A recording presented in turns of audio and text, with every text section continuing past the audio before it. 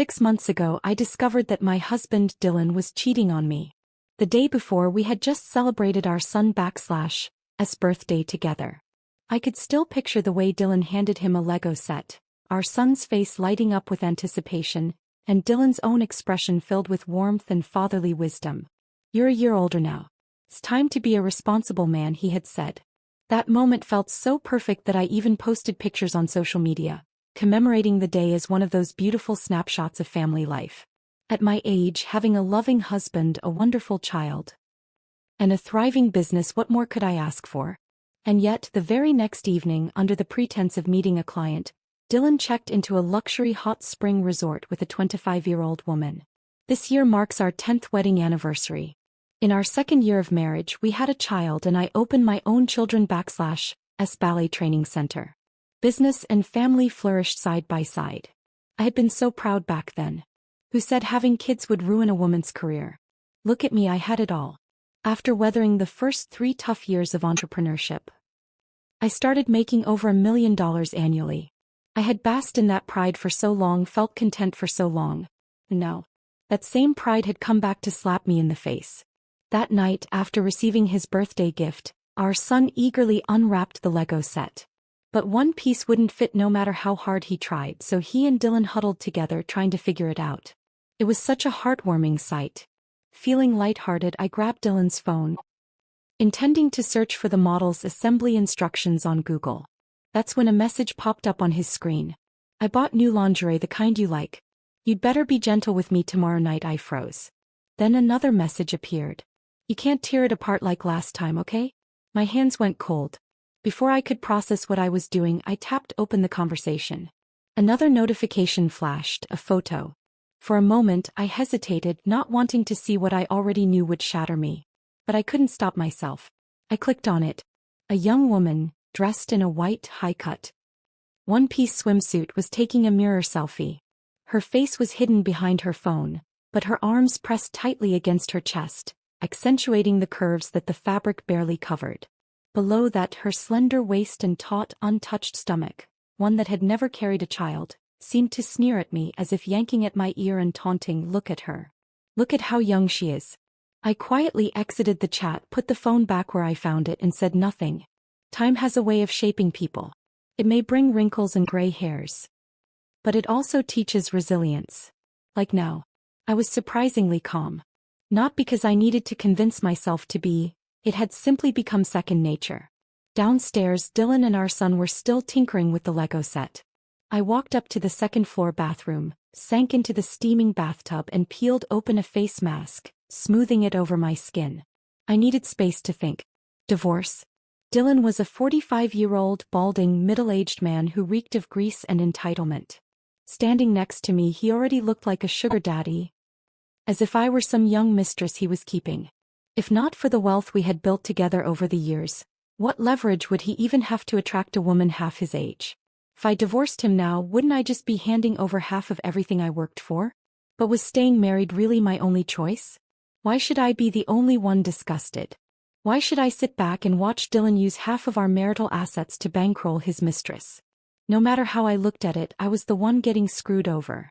By the time I finished my bath and skincare routine, Dylan was already fast asleep, lying on his side with his back to me.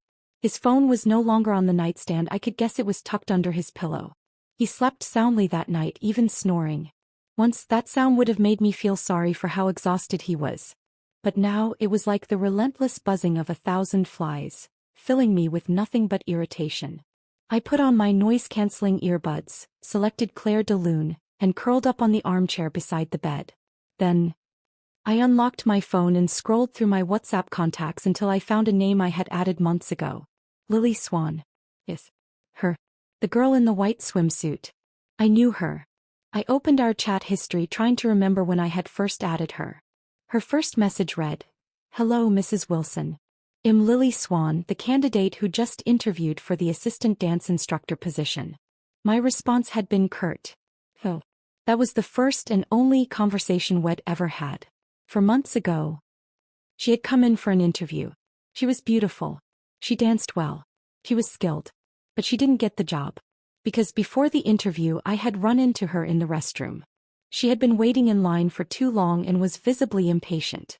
When a mother and her child finally emerged from a stall, she muttered under her breath, "Why bring a kid out anyway? Just gets in everyone's way. So damn slow." She hadn't noticed me standing behind her. I had said nothing, but I had made up my mind about her right then and there. 8 years ago at this exact time, I had been in a hospital room writhing in labor pains, bringing my son into the world. Tonight, that same little boy was fast asleep in his room, wrapped around his beloved new toy, lost in a dream of childhood wonder. And I was lying here, drowning in the sound of Dylan's thunderous snoring, scrolling through social media in the dark, searching for his mistress account. A few minutes later, I found her Instagram. Fate was a funny thing. Lily made no effort to hide their affair. Every sweet moment was laid bare for the world to see, everything except the man/'s identity. Through her Instagram posts, I learned that their relationship had begun 3 months ago. That night they had steak. Dry-aged steak. The only kind I ever order. 90 days of controlled aging with 40 of the meat sacrificed just to refine the flavor, leaving only the most exquisite portion. Expensive but worth every bite. I had worked hard enough to earn such indulgences without guilt. But Lily? At 25 she got to enjoy it effortlessly. They also had Guillerdo oysters and champagne. I could picture their dinner, luxurious, romantic. And, of course, half of that bill was my money. Then there was the Porsche 718. Soft-top convertible. White body, Bordeaux red roof, the kind of color combination that women swooned over. In her photos, Lily posed in front of the car, one long leg elegantly propped against the hood. A stunning image. That car. Half of it was mine too. Lily came from an ordinary family. I had gathered as much during her interview. But on social media, she had curated a persona of wealth and luxury, a perfect rich girl illusion. The realization made me chuckle bitterly in the middle of the night. So I was, in a way, one of the sponsors behind her luxury girl fantasy? How amusing. But could I still turn the tables? I thought about it. Yes, I could. Morning came. I laid out Dylan's clothes, his favorite outfit. A purple polo shirt, navy trousers, and a pair of flashy designer sneakers plastered with logos. Dylan thought this ensemble made him look younger. He even liked to pop the collar of his polo, convinced it gave him an air of casual sophistication. To any woman with a shred of taste, it screamed middle-aged sleaze. I had spent years subtly steering him away from it, never outright telling him how ridiculous he looked. But today he deserved to be happy. He adjusted his shirt, slid on his most expensive watch, and admired himself in the mirror. "I have a late meeting tonight," he said, still fussing with his reflection. "Might run late, probably won't be home." It was Saturday. 5 p.m. on a weekend and he had a business meeting? What kind of idiot did he take me for? I kept my expression perfectly neutral. "All right. If you can make it home, do try." "Of course. I'd love to see you as soon as I can." He said it smoothly, like a well-rehearsed line. And I smiled back just as effortlessly. "See you later, darling." Dylan, the fool, beamed, grabbed the keys to his most expensive car and drove off. What kind of idiot risks everything for a girl he lured in with nothing but designer shoes and overpriced dinners? Was she really worth it? I checked the morning news on my phone, then dropped our son off at his tennis lesson. After that, I drove across town, from the north side to the east, to meet an old friend, someone I hadn't seen in years. In adulthood, social connections were a game of mutual benefit. Your skills for my resources. Your network for my capital. So even though Sarah and I hadn't spoken in years, I knew she would help me if I asked. I walked into her office, passing rows of dressing rooms and makeup stations.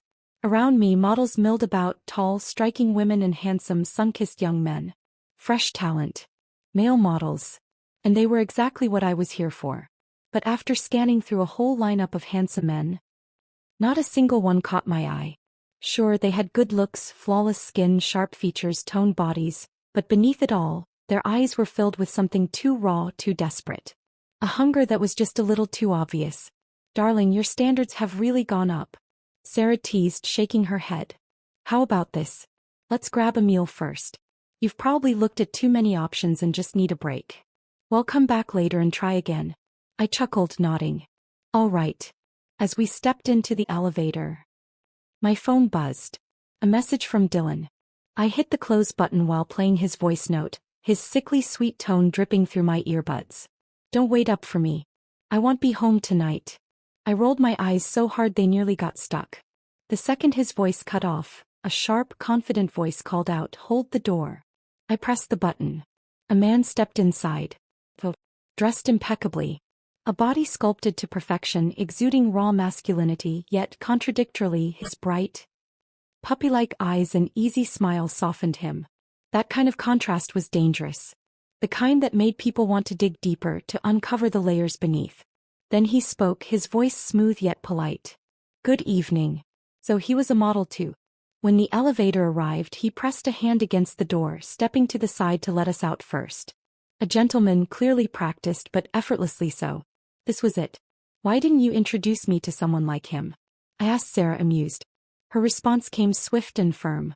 "Him? Absolutely not." Her tone had dropped significantly. "You said you needed a model for your ballet center's promotional shoot. But you turned down all those fresh Dance Academy grads. I can guess what you *re actually up to." She leaned in, whispering gravely in my ear, "If that's what you're after, then Dennis is the worst choice. He has an STD. I blinked. Then I laughed. For a whole minute. So, I had been mistaken for a sugar mama scouting for a gigolo? The universe must favor those who hustle. That morning I had been agonizing over my next move. By noon, an opportunity had landed in my lap. Dennis, 27. Worked in a bar after college, then transitioned into modeling. And apparently he knew exactly how to handle women. Once I had his number, I arranged a meeting for 3 days later. When the day came, he showed up on time. I gave him a once-over. His entire outfit, shirt, jeans, sneakers, probably cost less than $200 combined. First I took him shopping. We bought a whole new wardrobe where a single white t-shirt cost at least $2,000. Then I had his hair styled into something sleek, refined, and fitting for his new persona. Dennis didn't object to any of it. In fact, he seemed excited as he carried the bags, though he had no idea what exactly he was signing up for. Next, I took him to an apartment I had prearranged through an agent, a 2,000 square foot luxury condo, just a 5-minute walk from Times Square. Rent, $23,000 a month. From the moment we entered the gated complex, Dennis looked utterly bewildered. Inside the apartment, the agent went over the amenities and rental terms while I remained silent. When they finished, I finally turned to Dennis. "Do you like it?" He looked at me stunned. It took him a moment before he nodded. "Yes." "Good," I said, turning to the agent. "Give us a moment alone." The agent, perceptive as ever, stepped out, closing the door behind them. I took out a folder, walked up to Dennis and placed it in his hands. "I need you to do something for me. Pretend to be a trust fund baby. And use these files to win over this woman. This apartment is for you and it'll cover all expenses you need. And when you succeed, it'll give you a $200,000 extra bonus." Dennis stared at me, utterly baffled. He had not seen this coming. I pulled out Lily's photo and held it up in front of the stunned Dennis. "I suggest you take a good look at her first." His gaze shifted to the picture, and for a split second, I caught the flicker of anticipation in his eyes. Of course. Beauty was a weapon. If Lily could use it, so could I. Dennis hesitated for a long moment, probably worried I'd see through his thoughts, but eventually he nodded in agreement.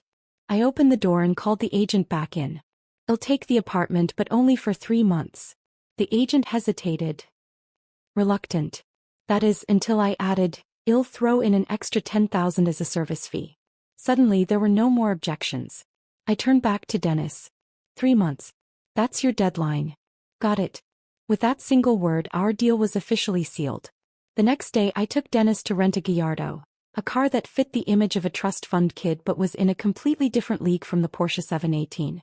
The moment he held the keys in his hands, his eyes lit up like a kid on Christmas morning. As soon as the paperwork was done, he couldn't resist taking me for a spin. We stopped under a shaded street and Dennis pulled out his phone, clearly itching to take a photo. But with me sitting right there, he hesitated, knowing better than to outright pose for selfies. "No flaunting. Nothing on social media," I said. Dennis sheepishly put his phone away. "Got it. Sorry." Then we drove straight to our real destination, a high-end gym right below Lily's studio. The place was sleek, modern, and expensive. Even the exterior walls were full-length glass panels. giving me a perfect view from the cafe across the street. By 6 o'clock Lily would be here. She was a calculating woman. Dylan wasn't her only target. This gym was one of her usual hunting grounds. Sure enough, she arrived, dressed in skin-tight activewear that left little to the imagination.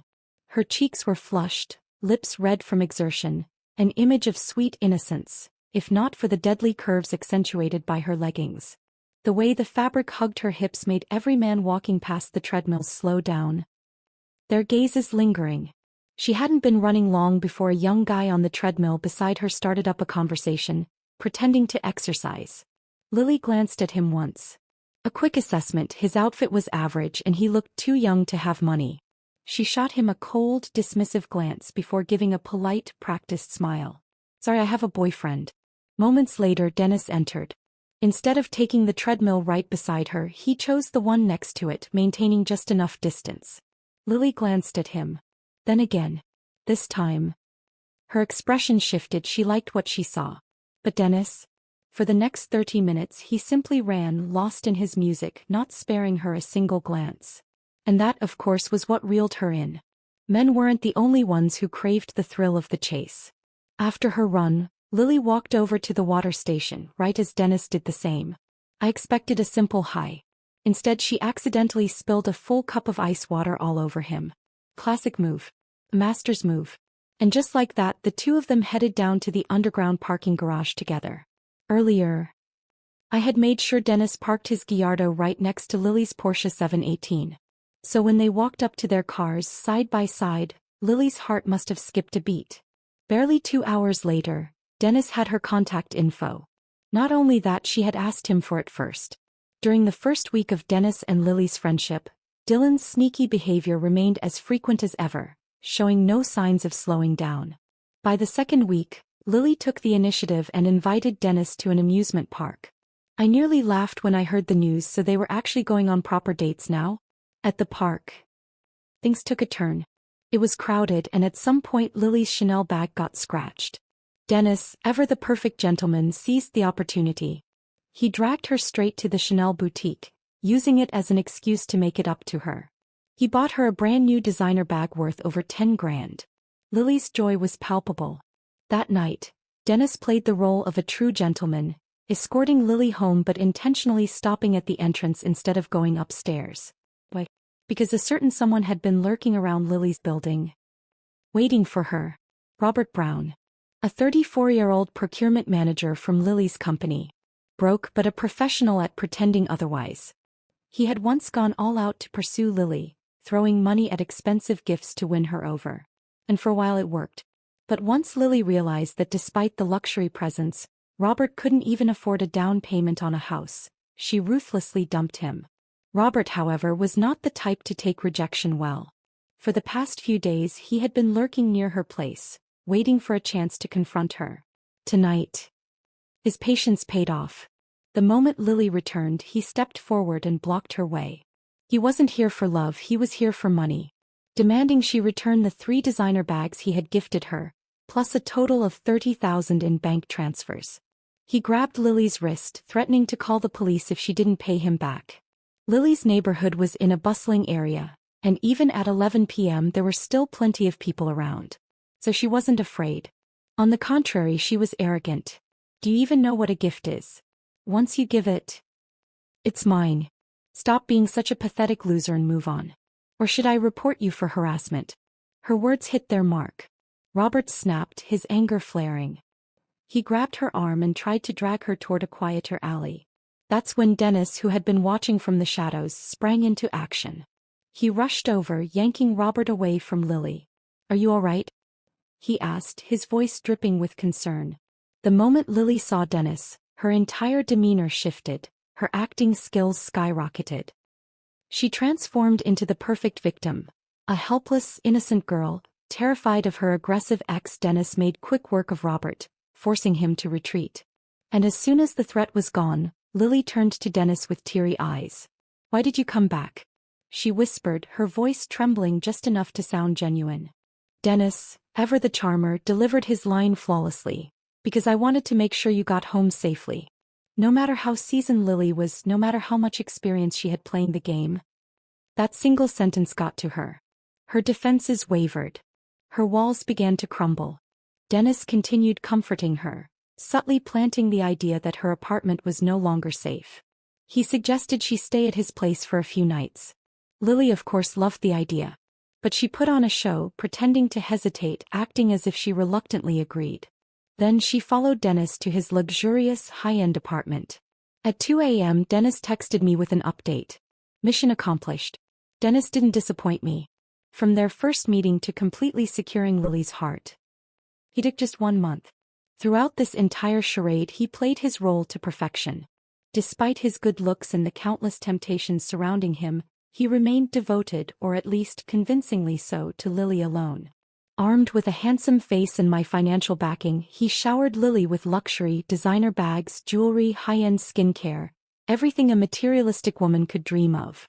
Lily was completely smitten, never once suspecting that many of the later gifts were high-quality counterfeits. Even more amusing, she had been so eager to win Dennis' affection that she had, on occasion, bought him gifts as well. Still, Lily was far from naive. Even though she had solidified her relationship with Dennis, she never let go of Dylan. She played both roles seamlessly, the devoted girlfriend to Dennis, the scheming mistress to Dylan, effortlessly switching between them without slipping up. I had to admit I almost respected her game. Almost. At a quiet, unassuming cafe, Dennis and I were plotting our next move when his phone rang. It was Lily. Dennis didn't bother keeping it private, he put it on speaker. Darling, her syrupy voice cooed. You won't believe how awful my boss is. He's always trying to make my life difficult. Her rant went on for several minutes, complaining about how terrible work was. She mentioned 3 times how much she hated her job. The message was obvious. Dennis raised an eyebrow and glanced at me. She wants me to take care of her, huh? Should I agree? She's very high maintenance. By now, Dennis understood the whole situation. He knew exactly who I was. And he knew that Lily had wrecked my marriage. I smirked, amused. What's this? Are you worried about me? Heartbroken over my money? Dennis chuckled. A little, yeah. Your husband's burning through your money and now so is she. I couldn't help but laugh. He wasn't wrong. Leaning back, I let my gaze drift to his phone. Since she doesn't want to work anymore, let's grant her wish. That weekend, Dylan had a gala to attend in San Francisco. And of course Lily would be there too. On the night of the event, she clung to Dylan's arm, all smiles, acting like a doting lover. Since they were in another city, they didn't even bother hiding their relationship. I watched them from across the room, sipping my drink.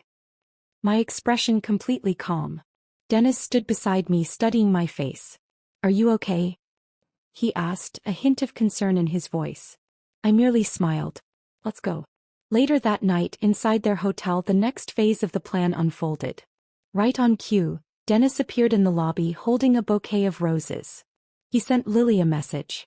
Baby, I'm downstairs at your hotel. What's your room number? Lily had told him earlier that she would be on a business trip for the weekend. To maintain her cover, she had even given Dennis the hotel's location herself. She just hadn't expected him to actually show up. Fresh out of the shower, wrapped in only a towel, Lily saw the message and panicked. She clutched her phone, her fingers trembling as she dialed Dennis. Darling, why are you here? She whispered urgently. Dennis, unfazed, responded smoothly. I realized I can't be without you. It's only been a day and I already miss you. Lily's face went pale. Under any other circumstances, she would have swooned at those words. But now, that same sweet talk filled her with sheer dread. I had no idea what excuse she made to Dylan, but within minutes she was scrambling to get dressed and rushing downstairs to handle Dennis. In the hotel lobby, Dennis and Lily put on a show, locking lips in a heated, passionate kiss, as if unable to contain their desire for each other. Yet beneath the surface both had their own agendas. Dennis played the part of the eager boyfriend, trying to coax Lily into letting him up to her room. But Lily, ever the strategist, placed a hand on his chest and gave him a coy smile. I'm sharing a suite with a colleague, she said sweetly. We still have some work to finish, probably 2 or 3 more hours. Why don't you book another room? We'll come find you later, okay? Dennis, of course, agreed without hesitation. Like a dutiful, lovesick boyfriend, he obediently checked into a different room and waited. This was better than Mission Impossible. Even Tom Cruise couldn't pull off a scheme like Lily's. She had left Dylan's room just 18 minutes ago, not enough time for them to have done anything serious. But now that she was returning, she'd have to make it up to the old man. Dennis watched as Lily turned to leave, then followed her at a distance. He saw her enter room 8514. 20 minutes later, the doorbell to room 8514 rang. A hotel employee stood outside holding a bouquet of roses sent by Dennis. Dennis stood beside him, his face full of excitement as if he were about to surprise his beloved girlfriend. Then a furious male voice boomed from inside. "Who the hell is it?" The staff hesitated, glancing at Dennis, unsure of what to do. Finally, he defaulted to his professional script. "Good evening, sir. I'm with hotel services. I didn't order anything." "Go away," Dylan snapped. The employee, caught in an awkward position, turned to Dennis for guidance. Dennis' expression had darkened right on cue. He pressed the doorbell again, his anger intensifying. Moments later, a visibly irritated Dylan yanked the door open. "Lily, did you order room service?" he barked. And then he saw Dennis. For the first time, the two men came face to face. Dennis clenched his jaw, his expression shifting from betrayal to fury in seconds. Without hesitation, he hurled the bouquet at Lily and Dylan, his face twisted with rage. Then, before either of them could react, he threw a punch. Dylan, completely blindsided, barely got a chance to defend himself before Dennis sent him sprawling onto the floor. Lily's face had gone ghostly pale. Dennis turned his fury on her next. He didn't wait for an explanation. He just stormed off. In true disaster mode, Lily did what she did best: damage control. She bolted downstairs, still in nothing but her bathrobe, completely disregarding the spectacle she was making. He didn't have time to care. She needed to fix this. And there, standing just outside the hotel, Dennis was waiting, leaning against a pillar, cigarette in hand, looking every bit like a man whose heart had just been shattered into pieces. It was a perfectly staged scene. When Lily reached him, she didn't panic. She didn't break down. Instead, she spun the story. "Dennis, please, it's not what you think," she pleaded, her voice trembling just enough to sound real. She painted herself as the innocent victim, a girl from humble beginnings who had simply been led astray by her circumstances. She wasn't cheating, she insisted. She was merely repaying a favor to an older man who had helped her career. "I don't love him, Dennis. He's the one who won't let go," she whispered, pressing against him like a helpless little rabbit seeking comfort. "You have to believe me. He tricked me into coming here. If you hadn't shown up, I don't know what would have happened to me." Dennis, still deep in character, let out a heavy sigh. Then he threw out his next line, one designed to back her into a corner. "If that's true," he said quietly, "call him. Right now. Tell him you have a boyfriend and that he needs to get lost." Lily stiffened. She hesitated. Then, in one final desperate attempt, she said, "But he's an important client. If I offend him, I'll lose my job." Dennis, ever the perfect mark, took the bait. "Then quit," he said, looking deep into her eyes. "We'll take care of you." Lily's face lit up. She pretended to hesitate, but the idea of Dennis supporting her financially was too tempting to pass up. To prove her loyalty, she reluctantly pulled out her phone and called Dylan, her voice turning ice cold. "Dylan, I have a boyfriend. Stop calling me. I don't want to see you again." I could only imagine Dylan's reaction on the other end. Knowing him, he was probably livid. Probably throwing the hotel TV onto the floor in rage. Because when Dylan got angry, he always destroyed the TV first. After returning from San Francisco, Lily quit her job. To make her new lifestyle feel as real as possible, I had Dennis hand her a $20,000 allowance on the very first day she moved in. To sweeten the deal, he made sure to promise her if she behaved well, there would be more money in the future. Lily's eyes lit up with pure ecstasy when she saw the check. She didn't hesitate, she immediately dragged Dennis out for a shopping spree. Once they were gone, I entered the apartment with my spare key. Everything I had prepared beforehand was still in place. Good. Even though the plan had been executed flawlessly so far, I couldn't shake a nagging feeling of unease. Dennis was too good at this. At times, I found myself questioning whether he was playing a role or if this was who he truly was. Could he turn on me? Would he switch sides if it benefited him more? I wasn't naive. His effortless charm and seamless manipulation made it clear he was born for this game. And as for Lily, I had to admit she had skills. She was cunning. He was ruthless. and she had survived by knowing exactly how to play men. My opponent was formidable. And that meant I needed to be twice as prepared to ensure my plan remained airtight. When Dylan returned from San Francisco, he was a mess. He barely spoke. He constantly checked his phone, scrolling with a deep frown, looking more miserable by the day. I didn't need to ask, I already knew why. And honestly, I felt nothing but disgust. A grown man in his 40s, genuinely believing he had found true love with a 20-something mistress? It was pathetic. He had taken Lily on a romantic getaway, only to find out that she had a boyfriend. And not just that, he got his ass kicked by said boyfriend. There was no way he could let that humiliation go. So Dylan did what any scorned, desperate man would do. He confronted Lily, only to discover that she had already blocked his number and deleted all contact. That was the final straw. Dylan snapped. And like the petty, vengeful fool he was, he called the police. He reported his car, the Porsche 718, as stolen. Because, despite everything, the car was still legally under his name. For once he wasn't completely stupid. Lily was summoned to the police station. Dennis, of course, found an excuse to go with her. When Dennis called me, I could hear Lily's furious voice echoing in the background, dripping with venom. That car was a gift, you asshole. I didn't steal anything. You had no problem giving it to me when you were crawling into my bed. Now you want it back. Look at you. I'm 20 years younger than you. You were lucky I even looked at you. And now you're trying to ruin me. Her voice was sharp, filled with rage and mockery. I didn't hear the rest. But I knew she wouldn't have had anything nice to say. I hung up the phone. And suddenly, for the first time in this whole ordeal, I felt empty. This was supposed to be my victory. Lily was out of Dylan's life. He had no way back in. But watching the man I had once called my husband, someone I had built a life with, being torn apart by the very woman he had chosen over me, there was no satisfaction. Only the bitter tragedy of it all. But the pieces were already in motion. Even if I wanted to call stop, it was too late. And Dylan. This wasn't his lowest point yet. Not even close. That night, I stayed out late before finally heading home. When I walked in, Dylan was slumped on the couch, drowning himself in alcohol. I stood there for a moment, watching him with cold detachment. Then I took a seat directly across from him. Dylan, we need to talk. His glassy, drunken eyes lifted to meet mine. Confusion flickering in them, probably wondering what exactly I wanted to talk about. I didn't waste time.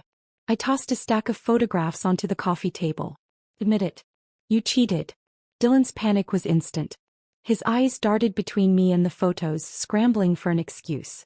No, sweetheart, listen to me. His face drained of color. His lips moved, but no words came out. His eyes, filled with guilt, flickered toward mine. Dylan, we've been together for 10 years. I let my voice tremble, let the tears well up. My breath hitched, breaking into soft sobs. The last time Dylan had seen me cry was in the hospital delivery room. And just as I expected, he completely unraveled.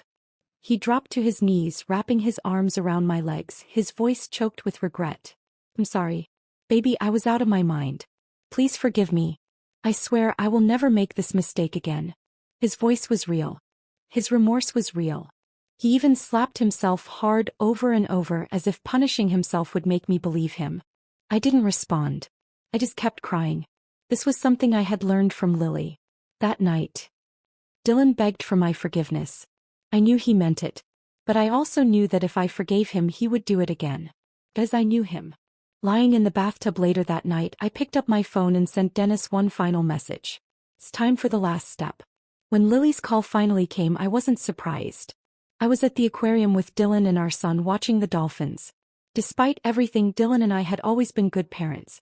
Even after discovering his affair, I had never let our son feel the weight of it. Since the night of our confrontation, Dylan had changed. No matter how busy work got, he made time for us. He even noticed small details like the fact that I had recently switched to a new body lotion. Baby, did you change your skincare?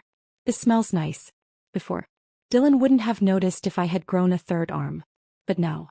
Too late. When his phone rang, I saw a flicker of panic in his eyes. But instead of answering, he declined the call and turned back to our son, pointing at the massive fish tank above us. Look, buddy. That's a manta ray. Lily's desperation was expected. Last week I had sent Dennis his final instruction. Disappear. I canceled his apartment lease. I deactivated his phone. I wired him 200,000 and sent him off to Bali to enjoy an extended vacation. Lily had been completely cut off. And once she realized all the luxury goods Dennis had gifted her were fake, the truth hit her: she had been scammed. But Lily was resilient. For every man lost, there were thousands more. As long as she was beautiful, she would always have options. And Dylan? Dylan was her next target. Only this time, Dylan wasn't answering her calls. That night back home, Dylan was in the shower when Lily started texting. Relentlessly. Message after message popped up on his phone. When Dylan stepped out of the bathroom, his expression was calm. Without hesitation, he picked up his phone and handed it to me. I took it, glancing down at the screen. Lily had pulled her final card. She claimed she was pregnant. With his baby. I looked up at Dylan, saying nothing. Just waiting for his next move. Dylan hesitated for a moment, then standing right in front of me, he called Lily back. His voice was colder than ever. You and I both know whose baby that really is. But if you insist it's mine, I'll pay for the abortion. After that, we are done. Forever. Without another word, he blocked her on everything. But just a few days later, as he sat in the living room playing with our son, a new message popped up on his phone. If you don't come see me today, I'll expose all your dirty secrets. Let's go down together. A few seconds later, another one followed. Tomorrow night. 9 p.m. Swan Lake. If you don't show up, I'll jump. The number was unlisted. But I knew exactly who it was: Lily. To prove he had nothing to hide, Dylan took me with him. Lily was waiting in a dark, secluded area of the lake, where the streetlights barely reached. I stayed in the car, watching from a distance. She was hysterical. Her voice rang out, shrill and angry. I won't let any of you get away with this. Then she followed Dylan's gaze and finally noticed me sitting in the passenger seat. Her face twisted in pure rage. She stormed over to my window, spewing every vile insult she could think of. Screaming at me like a madwoman. A mistress cursing out the wife. The audacity. It was almost funny. Maybe she really was just that stupid. But I wasn't angry. Because Lily looked awful. Her eyes were red and swollen. Her hair was a mess. Her face was flushed with resentment, humiliation, and frustration. That alone was enough for me. I silently thanked myself for staying calm when I first discovered Dylan's affair. Because if I had lost control back then, I would have ended up just like her. When Dylan and I drove away, he wouldn't stop apologizing. He had watched me get verbally ripped apart by Lily and was drowning in guilt. I'm so sorry. I didn't mean for any of this to happen. I was such an idiot. His apologies filled the car like nauseating background noise. I cut him off with a single emotionless response. It's over. Forget it. And for once, Dylan shut up. When Dylan refused to budge, Lily turned her attention to me. She left me a voice message. The second I picked up, her accusations flew at me like daggers. Are you happy now? Watching me lose everything? I laughed. Did you not expect this outcome when you became a mistress and tore apart a marriage? But there was no remorse in her voice. Instead, she scoffed, her tone laced with contempt. So what? As long as I got what I wanted, who cares? Then she dropped her final threat. Listen carefully. I still have proof of Dylan's affair. If you don't want to risk your precious company going down, send me $1 million. Once the money's in my account, it'll disappear forever. I almost couldn't hold back my laughter. Especially because, no matter how calm she tried to sound, I could hear the tremor in her voice. Sweetheart, I said, my voice dripping with mockery. Who exactly are you planning to expose? My colleagues? Our clients? Our families? Do you honestly think Dylan is the only man in the world who cheats? What kind of scandal do you think you can create? We're not some Fortune 500 company.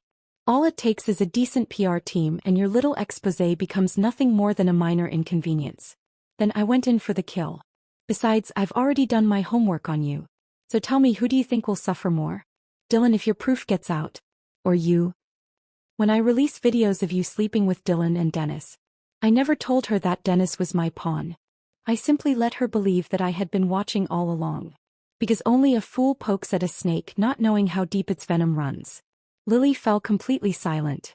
I could hear her sharp inhale over the phone, the sound of someone who had just realized they had lost everything. For several seconds she struggled to find words, stammering, like she had been choked by an invisible hand. The satisfaction that rushed through me was immense. All the planning, the patience, the quiet maneuvering, this moment made it all worth it. In the end, she wasn't even a worthy opponent. And as her soft, broken sobs filled the silence, I decided to deliver my final blow. Oh, one more thing, your ex, Dennis, he has an STD. You should probably get yourself checked. Then, without waiting for her reaction, I hung up. And I blocked her on everything. That night when I got home, Dylan was waiting for me. He had cooked an entire dinner, setting up the table like it was some grand reconciliation. I sat down and simply stared at him. Dylan fidgeted under my gaze. "Sweetheart. What's wrong?" he asked, trying to sound casual. I leaned back, my voice calm. "Lily called me today. She screamed at me for a while." Dylan's face darkened. "What? That's not important." I sighed. "What is important is that she told me she has an STD." I altered the truth, feeding Dylan his own poison, a story that would shake him to his core. Dylan's entire body froze. His face went blank. I watched him closely, absorbing every flicker of fear, every twitch of realization. Lily had been sleeping with both Dennis and Dylan. Dylan had never been the cautious type, never one to take safety seriously. So now the question haunted him: had he just screwed himself over? His panic swelled. Then, in a blind rage, he flipped the entire dinner table over. Plates shattered. Wine spilled. Silverware clattered across the floor. "That bitch. That filthy whore." He kept cursing at Lily, at Dennis, maybe even at himself. I said nothing. I simply stood up, walked upstairs, and left him to drown in his own destruction. "Dylan, you cheated. And in the end you played yourself." 3 days later, my phone buzzed with a message. It was from Dennis, back from Bali. "How have you been? I miss you." I ignored it. Minutes later he called. I didn't answer. I didn't care what he had to say. So I pulled out the SIM card, walked over to the hazardous waste bin, and tossed it in without a second thought. That same day, Dylan came home clutching a medical report. He stood in the middle of the living room, looking like a hollowed-out shell of a man. His hands were shaking as he spread the papers out in front of me. "It's clean. I'm fine. It was all a lie." His voice wavered, filled with a fragile kind of relief. He was lucky. I glanced at the report, then back at him, my expression unreadable. "That's good," I said simply. Dylan stood there, expecting more. Maybe he wanted comfort. Maybe he wanted forgiveness. But I just flipped through my magazine like nothing had happened. His voice softened. "Sweetheart, let's start over." He reached for my hand.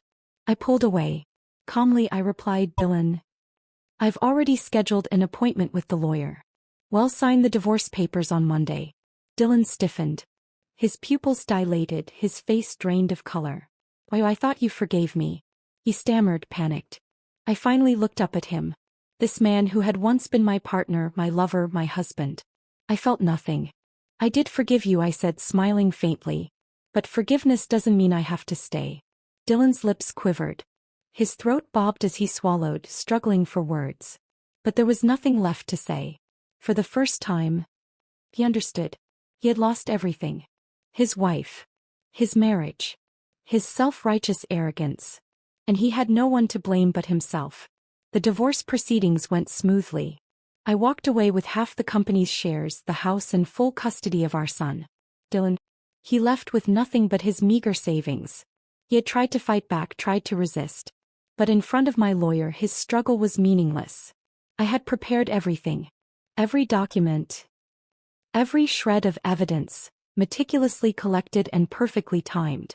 Each move I made was precise. Each strike was fatal. On the day of our divorce, Dylan sat in the law office, silent and lifeless. His face was ashen, his posture slumped in defeat. "Do you really not feel anything?" he finally murmured. I met his gaze and let my lips curl into the faintest smile. "The moment you cheated, Dylan, I had already divorced you. You're just realizing it now." Then, without another word, I stood up and walked away. I didn't look back. I didn't hesitate. I stepped out of the office. Into the sunlight. The sky was clear, blue, endless. And for the first time in a long, long time, I was completely free. And that's my story. If you've made it this far, thank you. I hope my journey inspires you even just a little. If you have thoughts to share, leave a comment below. And if you enjoyed this story, don't forget to like and subscribe. There are still many more in spring stories like mine for women like us. He'll be back tomorrow with another one. See you then.